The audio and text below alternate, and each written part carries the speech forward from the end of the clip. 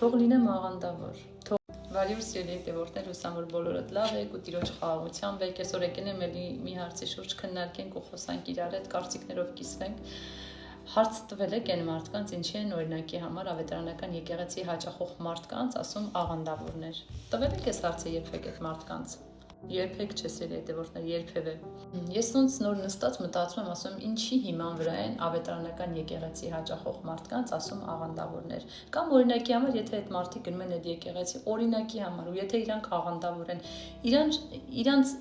իրանք ինչի համար են ասում դու աղանդավոր ես, օրինակ, ինչ են շահում դրանից։ Ես եկա մի եզրահանգման, սիրելի հետևորդներ։ Վստահաբար գիտեմ, որ իրանք չեն մտածում, որ դու դժոխք ես գնալու ու իրանք սրտացավ լինելով քեզ ասում են, դու աղանդավոր ես, զգուշ եղի, որ դժոխք չգնաս։ Վստահաբար գիտեմ, որ իրենք դկած ունեն դրա վրա։ Բայց ես գիտեք ինչ հասկացա, որ իրանք ուղակի իրանց պարտքն են համարում, որ քեզ զգուշացնեն, որ դու աղանդավոր ես, առանց որևիցե մի բանի, սիրելի հետևորդներ։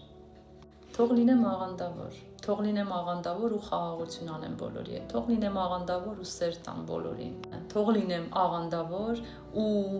վերջին բաճկոնս հանեմ տամ իմ դրացուն։ Թող ես լինեմ աղանդավոր ու ես չքննադատեմ, չբամբասեմ, չդատապարտեմ մարդկանց, ինչպես դու ես անում։ Թող ես լինեմ, ես եմ,